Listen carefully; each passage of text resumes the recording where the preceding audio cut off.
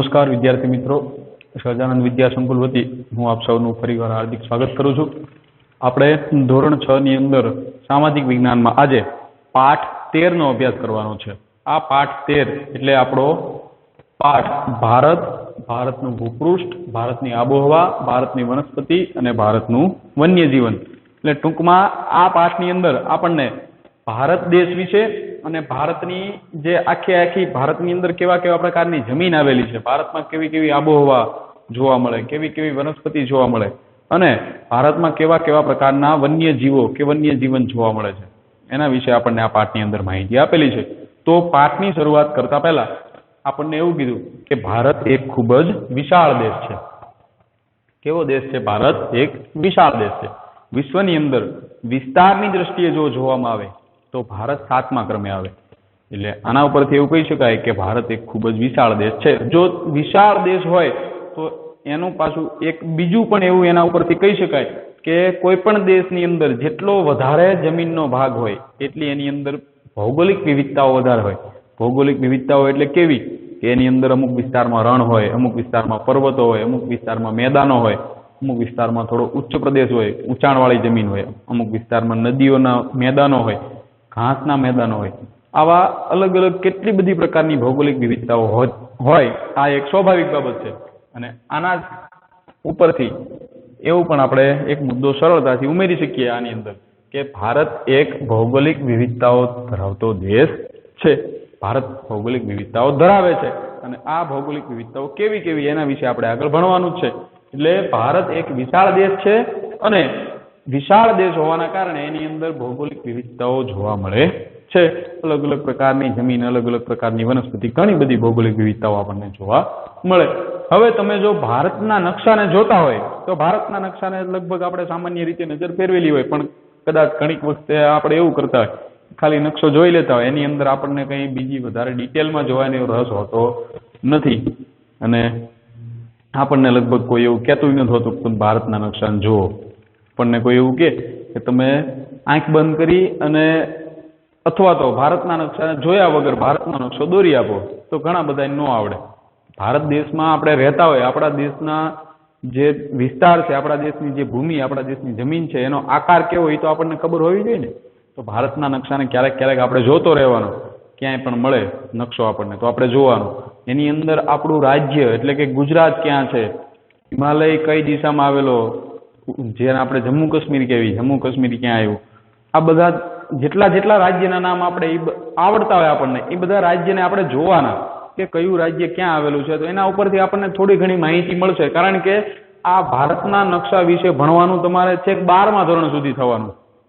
એ તમારો પીછો અહીંયા છોડવાનો નથી, કારણ કે આપણે બધા ભારતમાં રહેવી છે એટલે આપણને ભારત વિશે ભણવાનું થશે ને થશે। એટલે ભારતના નકશાને જોતો રહેવો, થોડું થોડું એમાંથી આપણે માહિતી મેળવતા રહેવાની। તો ભારતના નકશાની તમે ઉત્તર દિશામાં જુઓ તો ભારતમાં ઉત્તર દિશામાં હિમાલયના પર્વતો આવેલા છે। આ ઉત્તર દિશામાં આ હિમાલયના પર્વતોની અંદર 12 માસ બરફથી ઢંકાયેલા આ પર્વતો રહે છે। એની અંદર બરફ 12 માસ જોવા મળે। શિયાળાના સમયમાં કદાચ ઠંડીનું પ્રમાણ વધે ને બરફ થાય એવું નથી। ત્યાં ઉનાળો જ્યારે આપણા જે ગુજરાતની આપણી જે પરિસ્થિતિ છે એના મુજબ હાલમાં શિયાળો, પણ હવે શિયાળા પછી શું આવશે? ઉનાળો। તો આપણે અહીંયા ઉનાળો આવશે, પણ છતાંય જમ્મુ કાશ્મીરની આજુબાજુનો જે હિમાલયનો વિસ્તાર છે, આ હિમાલયની અંદર 12 માસ બરફ જોવા મળે। આપણે શિયાળામાં ઠંડી હોય એવી ઠંડી અહીંયા ઉનાળામાં હોય, શિયાળામાં તો એનથી ને વધી જાય। આ ઉત્તર દિશાની અંદર એટલે ભારતનો તમે નકશો જોશો, ઉપરનો જે ભાગ રહે, જે માથા જેવો એક આકાર બને, એની અંદર આ હિમાલયનો આખી પર્વતમાળા આવેલી છે। ત્યારબાદ ભારતની તમે પૂર્વ દિશામાં જુઓ તો બંગાળની ખાડી અથવા તો બંગાળનો ઉપસાગર એવું લખેલું છે। ત્યાં પશ્ચિમ બંગાળ નામનું રાજ્ય છે। આ પૂર્વ દિશામાં આવેલું છે ભારતની। આ પૂર્વ દિશામાં બંગાળનો ઉપસાગર આવેલો છે અને ઉપસાગર જે બંગાળનો રહ્યો, આ બંગાળની ઉપસાગર અથવા તો બંગાળની ખાડી એનેથી બિલકુલ કિનારા ઉપર બંગાળ જે આપણું રાજ્ય છે, આ પશ્ચિમ બંગાળની અંદર સુંદરવન નામનું એક આપણું આખા ભારતની અંદર અને વિશ્વની અંદર વિશેષતા ધરાવતું એક એવું જંગલ આવેલું છે કે જેની અંદર ભારતની અંદર રહેતો વાઘ, કે જેને રોયલ બેંગોલ ટાઈગર કહેવામાં આવે, રોયલ બેંગોલ ટાઈગર આ બંગાળના ઉપસાગરના કિનારે આવેલા આ સુંદરવનની અંદર વસે। કેટલા હજારો કિલોમીટરની અંદર આ જંગલ ફેલાયેલું છે અને એની અંદર વાઘ, પછી એ ભારતની અંદર જે જોવા મળે એક શિંગડાવાળો ગેંડો, આ બધા કેટલા બધા આવા પ્રાણીઓ અહીંયા જોવા મળે છે. તો આ પણ વિશેષતા થઈ એક પ્રકારની ભારતની અંદર. તમે જોયું ઉત્તરમાં તો કે બરફ જોવા મળે, પૂર્વ દિશામાં જાઓ તો કે આવા વિશાળ સમુદ્ર કિનારે આવેલું જંગલ અને બંગાળનો ઉપસાગર તમને જોવા મળે. અહીંયા મેદાની વિસ્તાર, નદીઓનું પ્રમાણ વધારે પશ્ચિમ બંગાળમાં. ગંગા નદી પશ્ચિમ બંગાળમાં થઈ અને આ બંગાળના ઉપસાગરને મળે, એટલે એના કારણે અહીંયા કાંપના મેદાનો બન્યા, ફળદ્રુપ જમીન છે આજુબાજુની. આ બધી વિશેષતાઓ આપણને, વિવિધતાઓ ઘણી બધી આવી જોવા મળે. ત્યારબાદ જો તમે ભારતના પશ્ચિમ દિશા તરફ જુઓ, હવે ભારતની પશ્ચિમ દિશામાં આપણું ગુજરાત રાજ્ય આવેલું. આપણને આટલી ખબર હોવી જોઈએ કે આપણે ભારત દેશના કયા ભાગમાં રહેવી છીએ, કઈ દિશામાં આપણે રહેવી ભારતમાં. તો ભારતની અંદર આપણે પશ્ચિમ દિશામાં રહેતા હોય. ગુજરાત રાજ્ય આપણું ક્યાં આવેલું છે? પશ્ચિમ દિશામાં. આ ગુજરાત રાજ્યની પાસે અરબ સાગર આવેલો છે. હવે તમે જોશો તો ગુજરાત રાજ્યની અંદર આપણને બધાને ખબર કે આપણે બરફ પડતો નથી. આપણે ક્યારે 12 માસ બરફથી ઢંકાયેલું ક્યાંય જોવા મળે નથી જોવા મળતું. આપણી ગુજરાત રાજ્યની આજુબાજુમાં જે વિસ્તાર છે મોટા ભાગે મેદાની પ્રદેશ છે, ક્યાંક ક્યાંક પર્વતીય પ્રદેશ જોવા મળે. આ શું થઈ એક પ્રકારની વિશેષતા. જો તમે ભારતની અંદર દક્ષિણ દિશામાં જાઓ, એટલે કે નીચે શ્રીલંકા બાજુ, નીચે શ્રીલંકા છે, શ્રીલંકાથી ઉપરનો ભારતનો જે ભાગ છે એ દક્ષિણ દિશાનો ભાગ. આ દક્ષિણ દિશામાં ભારતનો જે દક્ષિણ દિશા છે એની સાથે હિન્દ મહાસાગર અડેલો છે. એટલે હિન્દ મહાસાગર તો એટલો બધો વિશાળ છે કે છેક એન્ટાર્કટિકા સુધી. શ્રીલંકા તમે ટપી જાઓ એટલે ભારતથી માંડી અને એન્ટાર્કટિકા સુધી બીજી કોઈ વચ્ચે જમીન આવતી નથી. માત્ર ને માત્ર આ હિન્દ મહાસાગર ફેલાયેલો એક વિશાળ નકરું પાણી જ છે, હજારો કિલોમીટર સુધી. તો આ જે છે એના કારણે દક્ષિણ ભારતની અંદર જે આપણે અહીંયા વાતાવરણ જોવા મળે એના કરતાં અહીંયાનું વાતાવરણ અલગ છે. દક્ષિણ ભારત વિષુવવૃત્તથી થોડુંક નજીક થાય, અહીંયા ગરમી વધારે પડે, વરસાદ વધારે પડે, ભેજવાળું અને જેને આપણે બફારાવાળું વાતાવરણ કહેતા હોય એવું, જેને હ્યુમિડિટી કહેવાય અંગ્રેજીમાં, આ હ્યુમિડિટી વાળું પણ વાતાવરણ અહીંયા જોવા મળે છે. એટલે આ થઈ ભારતની ભૌગોલિક વિવિધતાઓ થઈ. દક્ષિણ ભારતમાં ઉચ્ચ પ્રદેશ આવેલો છે, અહીંયા મેદાન પ્રદેશ ઓછો છે. તો આ બધાના આધારે હવે આપણે એવું કહી શકીએ કે ભારત એક કેવો દેશ છે? ભૌગોલિક વિવિધતાઓ ધરાવતો દેશ છે. ત્યારબાદ આગળ હવે જે પ્રશ્ન આવશે એ તમારે ખાસ યાદ રાખવાના થશે. 3 પ્રશ્ન આવશે. આ ત્રણ પ્રશ્નને આપણે આંખ બંધ કરી અને જવાબ આપી એવી રીતે યાદ રાખવાના. અડધી રાતે આપણને કોઈક જગાડે, એક ઝાપટ નાખે, પછી જાય ભારતનું કુલ ક્ષેત્રફળ કેટલું? તો આપણને ખબર હોવી જોઈએ 32.8 લાખ ચોરસ કિલોમીટર. કોઈ એવું પૂછે કે ભારતનો ઉત્તરથી દક્ષિણ છેડા સુધીનો વિસ્તાર કેટલો? 3214 કિલોમીટર. ભારતનો પૂર્વથી પશ્ચિમ છેડા સુધીનો વિસ્તાર કેટલો? તો 2933 કિલોમીટર. આવું બધું આપણને અડધી રાતે આવડવું જોઈએ. એટલા પાકા કરી નાખવાના, કારણ કે 6થા ધોરણમાં પૂછાય છે અને 7મા ધોરણમાં પૂછાય છે. બે વર્ષ માટે આપણને કામ લાગશે, એટલે પાકું થઈ જવું જોઈએ. અને પેપરમાં 1 માર્ક આનો હોય એટલે 1 માર્ક આપણે આવો જવા દેવાનો નથી. તો ભારતમાં લગભગ આખું એનું ક્ષેત્રફળ માપવામાં આવે તો ભારત જે છે એ 32.8 લાખ ચોરસ કિમી જેટલું ક્ષેત્રફળ ધરાવે છે. આ એક મુદ્દો યાદ રાખવાનો. એટલે ક્ષેત્રફળ જો માપવામાં આવે કોઈ પણ વિસ્તારનું તો એનો ટોટલ એરિયા ટૂંકમાં માપવામાં આવે અને કેટલા ચોરસ કિલોમીટરની અંદર ફેલાયું છે, 1 કિલોમીટર આમ ને 1 કિલોમીટર આમ, એવી રીતે ચોરસ કિલોમીટર ગણાય. એવી રીતે તો તમે ભારતનો કુલ એરિયા ગણો તો 32.8 લાખ ચોરસ કિલોમીટર જેટલો થાય છે. કઈ રીતે થાય, શું થાય એની ડિટેલમાં આપણે બહુ નથી જવાનું, કારણ કે તમારે 6થા ધોરણમાં છો એટલે એટલી બધી આપણે કંઈ ડિટેલમાં જવાની જરૂર નથી. આપણે તો માત્ર એટલું યાદ રાખવાનું કે ભારતનું ક્ષેત્રફળ કેટલું? તો 32.8 લાખ ચોરસ કિલોમીટર, એટલે 32,80,000 થાય. પણ આપણે એવું નથી યાદ રાખવું, 32.8 લાખ જ યાદ રાખવાનું. હવે ત્યારબાદ ભારતનો ઉત્તરથી દક્ષિણ વાળો, તો ઉત્તરમાં શું આવેલું છે? જમ્મુ કાશ્મીર. આ કાશ્મીરથી માંડી અને દક્ષિણમાં કન્યાકુમારી નામનું એક સ્થળ છે. આ ઉત્તર દિશાથી દક્ષિણ દિશા સુધી કાશ્મીરથી કન્યાકુમારીનું ભારતનો જે વ્યાપ છે, એટલે કે ભારતનો જે આખો વિસ્તાર છે એ 3214 કિલોમીટરમાં ફેલાયેલો છે. એટલે તમે નકશાને જોશો તો ઉપર જમ્મુ કાશ્મીર છે. આ કાશ્મીરથી નીચે આવશો શ્રીલંકા બાજુ તો નીચે કન્યાકુમારી લખ્યું છે. આ કન્યાકુમારી સુધીનો જે ઉત્તરથી દક્ષિણ સુધીનો વિસ્તાર છે એ 3214 કિલોમીટર જેટલો છે. જ્યારે પૂર્વ દિશામાં તમે નકશાને જોશો તો આ બાજુ પૂર્વ દિશામાં અરુણાચલ પ્રદેશ એવું એક રાજ્ય ભારતના બિલકુલ છેડે આપ્યું છે. આ અરુણાચલ નામના રાજ્યથી, અરુણાચલ પ્રદેશ નામના રાજ્યથી પશ્ચિમ દિશાની અંદર તમે આવો, આ બાજુ પૂર્વ અને આ બાજુ પશ્ચિમ, પશ્ચિમ દિશામાં તમે આવો તો આપણું ગુજરાત રાજ્ય આવશે. ગુજરાત રાજ્યમાં છેડો આવે કચ્છ જિલ્લો. કચ્છ જિલ્લાનો છેડો છે એ થોડો ગુજરાતમાં છેડાનો વિસ્તાર થાય. એટલે ગુજરાતમાં કચ્છ સુધીનો જે વિસ્તાર છે કે વ્યાપ છે એ 2933 કિલોમીટર છે.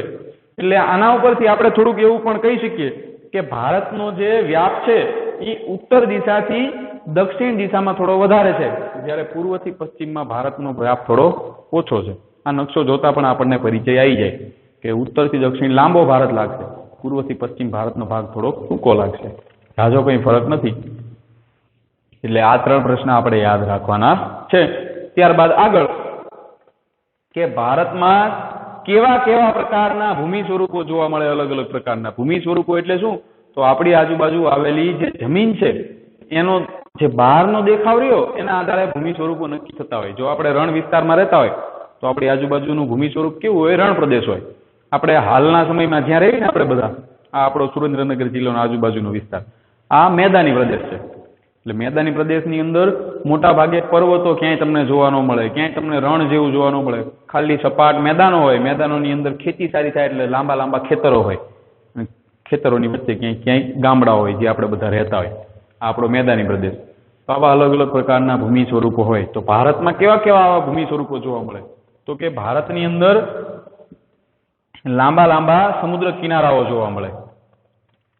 ભારતને લાંબા લાંબા સમુદ્ર કિનારાઓ મળ્યા. કઈ રીતે? તો તમે જોશો ને ભારતના નકશાને તો છેક આપણે પશ્ચિમ દિશાથી આપણે ગુજરાતથી જ ચાલુ કરશું. ગુજરાતથી માંડી કચ્છ જિલ્લાથી માંડી ભારતને સમુદ્ર કિનારો મળવાનું ચાલુ થયું તો છેક નીચે આવશે દક્ષિણમાં આ બાજુ અરબ સાગર, નીચે હિન્દ મહાસાગર, ત્યાંથી ફરીને પાછા આ બાજુ પૂર્વ દિશામાં આવશો તો ઓલું પશ્ચિમ બંગાળનું આપણે કીધું કે પશ્ચિમ બંગાળની અંદર કયો ઉપસાગર? તો કે બંગાળનો ઉપસાગર. તો આ બંગાળના ઉપસાગર સુધી ભારતને વિશાળ આખો દરિયા કિનારો, લાંબો દરિયા કિનારો મળ્યો છે. ગુજરાતથી માંડીને આખો 3 બાજુએ ભારતને દરિયા કિનારો મળેલો છે. તો આ જે છે એ ભારતના ભૂમિ સ્વરૂપની અંદર સુંદરતામાં વધારો કરે. દરિયા કિનારાનો ફોટો તમે બધા જોતા હોય, બીચ ઉપર સરસ મજાના ફરવા માટેના સ્થળો હોય. તો આ બધાના કારણે આખું જે આપણું ભૂપૃષ્ઠ છે એની અંદર વિવિધતા પેદા થાય. ત્યારબાદ આગળ કે ભારતની અંદર ઊંચી ઊંચી પર્વતમાળાઓ આવેલી છે. પર્વતમાળાઓ એટલે કેવી? કે જો એક પર્વત હોય આ રીતે અથવા તો 2 પર્વત હોય તો આ 2 પર્વત પડખે ઊભા એ પર્વતમાળા ન કહી શકાય, પણ એક કરતા વધારે પર્વતો લાઈનમાં ઉભેલા હોય તો આખી હારમાળા બને. આ હારમાળાને આપણે આખી એક પર્વતમાળા કહી શકીએ. તો આવી પર્વતમાળા ઘણી જગ્યાએ ભારતની અંદર જોવા મળે. ઉત્તરની અંદર આપણે જે હિમાલય કીધું, આ હિમાલય છે એ આવી એક વિશાળ મોટી પર્વતમાળા છે. એવી જ રીતે ભારતની અંદર જે આપણી મધ્યપ્રદેશના આજુબાજુના વિસ્તારમાંથી જે નર્મદા નદી છૂટી પડે, અમરકંટકની, કેટલી બધી આવી નાની નાની, તો અસંખ્ય જેને આપણે અસંખ્ય એટલે ટૂંકમાં કહેવાનો મતલબ એવો કે ઘણી બધી માત્રામાં પર્વતમાળાઓ ભારતની અંદર જોવા મળે છે. આ બધી પર્વતમાળાઓ છે એના કારણે ભારતનું જે આખું ભૂમિનું આખું સ્વરૂપ છે એની અંદર વિવિધતા આવે. દરેક જગ્યાએ તમને સમાન જમીન જોવા નહીં મળે, ક્યાંય બધે હરખા મેદાનો નહીં હોય, ક્યાંક પર્વતો પણ આવશે. એટલે આના કારણે શું થાય કે આપણને જે જમીનનું જે પૃથ્વીનું જે સ્વરૂપ જોવા મળે એ દરેક જગ્યાએ અલગ અલગ જોવા મળે.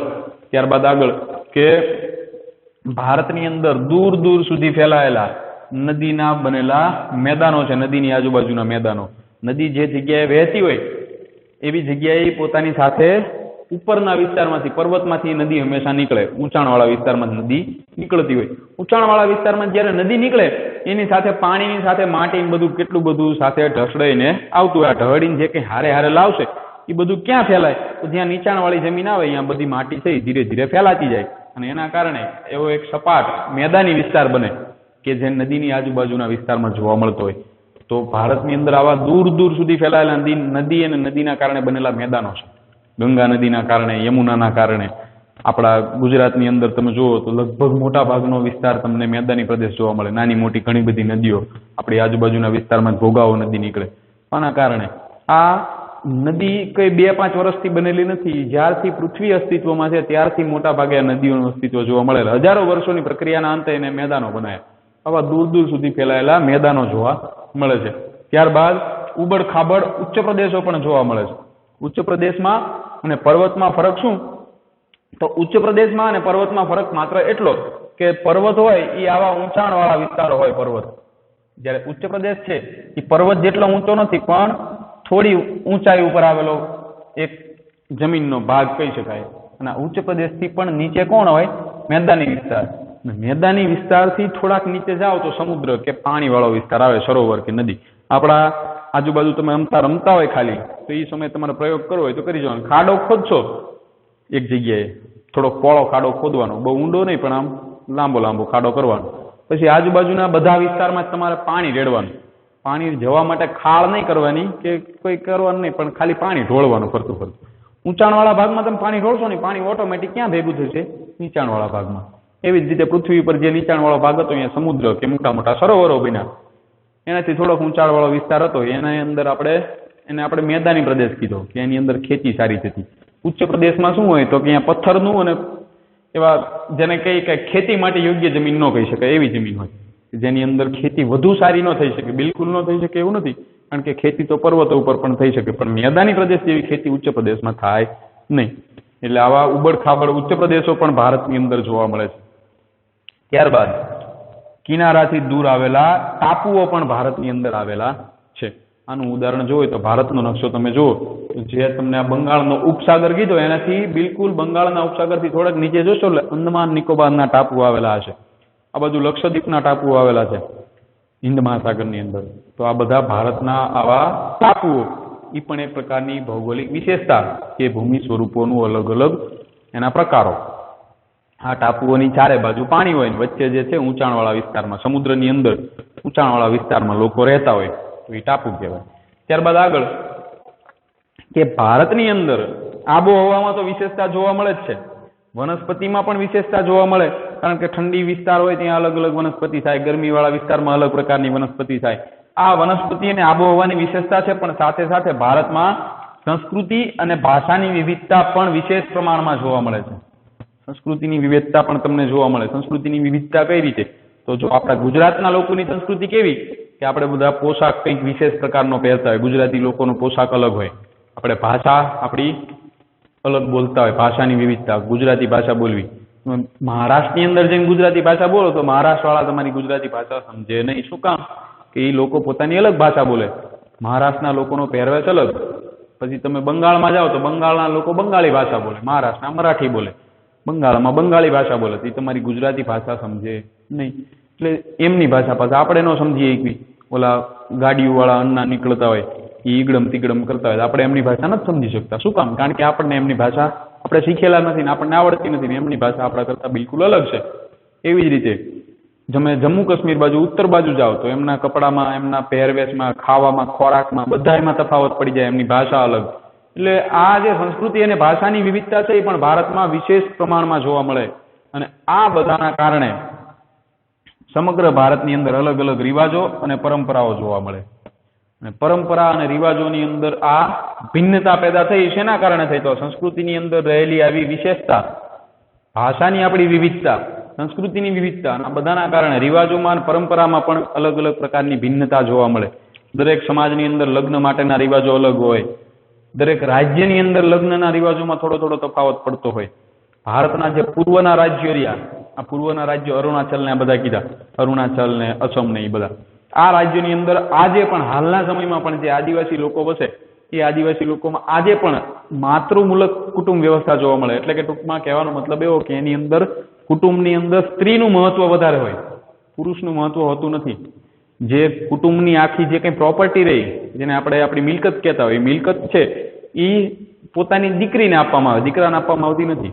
અને બીજી એક એમની વિશેષતા એવી કે લગ્ન થાય એટલે દીકરાને સાસરે જવાનું, દીકરીને સાસરે જવાનું હોતું નથી, દીકરાને સાસરે જવાનું. એટલે લગ્ન થાય એટલે દીકરો હારે જાય અને દીકરી એના પપ્પાના ઘરે રહે અને દીકરો એના હારાના ઘરે આવીને રહે છે.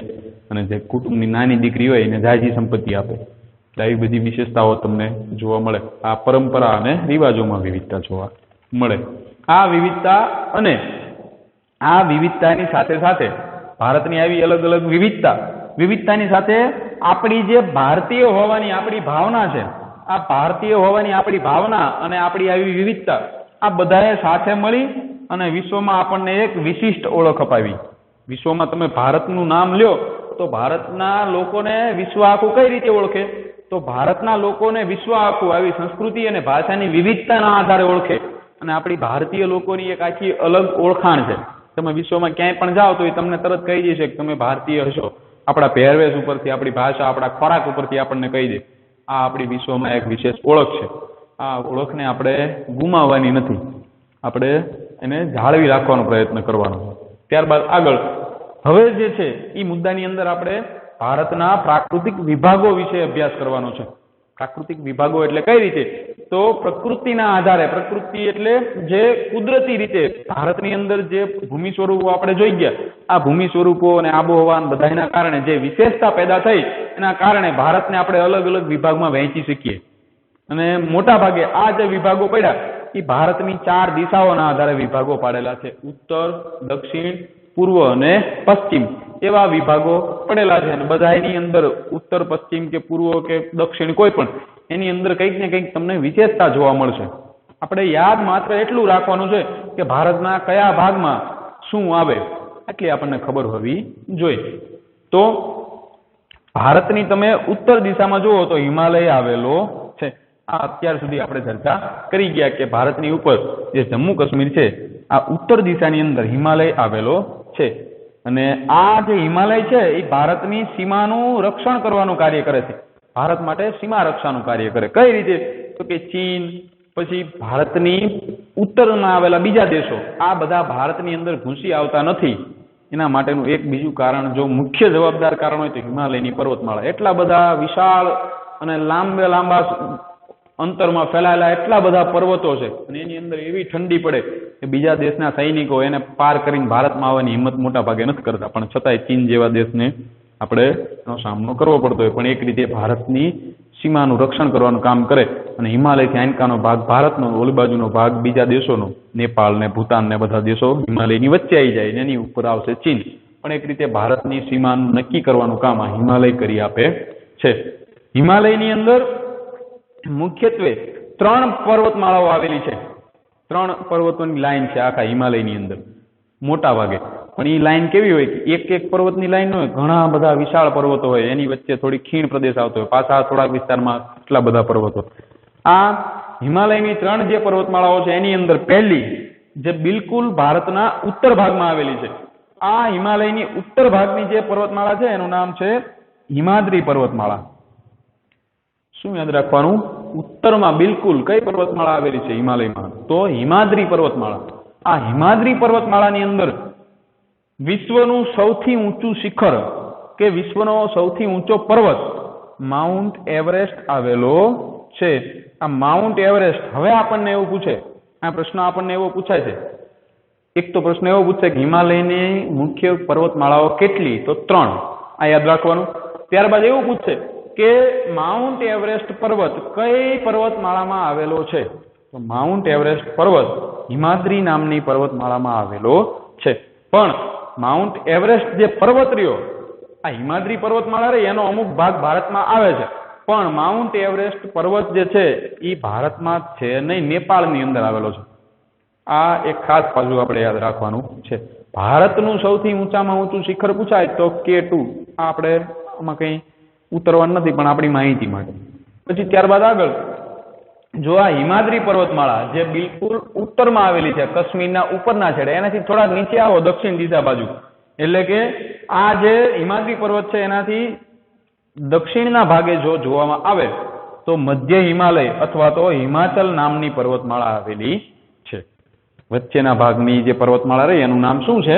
મધ્ય હિમાલય અથવા તો હિમાચલ પર્વતમાળા. આ હિમાચલ પર્વતમાળા એક એવી પર્વતમાળા છે કે એની અંદર દર્શનીય સ્થળો એટલે ફરવા માટેના જોવાલાયક સ્થળો એટલા બધા આવેલા છે. અને એની સાથે સાથે આપણા હિન્દુ ધર્મના મોટા ભાગના યાત્રાધામો આ હિમાચલ પર્વતમાળાની અંદર આવેલા, બદ્રીનાથ ને કેદારનાથ ને આ બધા આ હિમાચલ પર્વતમાળાની અંદર આવેલા છે. એટલે ફરવા માટેના કુલુ મનાલી ને આ બધાના ઉપરના સ્થળો અને એની સાથે સાથે આ આપણા યાત્રાધામો, પવિત્ર યાત્રાધામો, આ બધું હિમાચલ પર્વતમાળામાં આવેલું છે, હિમાલયની વચ્ચેના ભાગમાં. ત્યારબાદ આ હિમાચલ પર્વતમાળા જે બીજા નંબરે આવે, આ બીજા નંબરની પર્વતમાળાથી પણ જો તમે નીચે આવો તો ત્રીજા નંબરની છેલ્લી પર્વતમાળા આવશે અને એનાથી પછી ભારતનો મેદાની પ્રદેશ ચાલુ થઈ જાય. આ છેલ્લી પર્વતમાળા એનાથી વધુ નીચે દક્ષિણમાં આવવામાં આવે તો શિવાલિક અથવા તો લઘુ હિમાલય નામની એક પર્વતમાળા આવેલી છે. એનું નામ શું છે? ત્રીજા નંબરની અને ભારતમાં હિમાલયની સૌથી નીચેની પર્વતમાળા કે જેનું નામ છે શિવાલિક અથવા તો લઘુ હિમાલય. લઘુ હિમાલય એટલે કે એક હિમાલયનો એક નાનું સ્વરૂપ એવું કહી શકાય. લઘુ હિમાલય અથવા તો શિવાલિક આ નામની ત્રીજી નંબરની પર્વતમાળા આવેલી છે. એટલે આપણે શું યાદ રાખવાનું કે ભારતની અંદર ભૌગોલિક વિશેષતાઓ છે. વિશેષતાઓ કેવી કેવી? ઉત્તરમાં હિમાલય, પૂર્વમાં પશ્ચિમ બંગાળની બાજુમાં આવેલો બંગાળનો ઉપસાગર, પશ્ચિમ દિશામાં આવો તો અરબ સાગર અને નીચે દક્ષિણ દિશામાં જાઓ તો હિન્દ મહાસાગર. પછી ભારતનું ક્ષેત્રફળ કેટલું? 32.8 લાખ ચોરસ કિલોમીટર. પછી ભારતનો ઉત્તરથી દક્ષિણનો હતો 3214 કિલોમીટરનો વિસ્તાર અને પૂર્વથી પશ્ચિમનો વિસ્તાર 2933 કિલોમીટર. અને ત્યારબાદ આ ભારતના પ્રાકૃતિક વિભાગો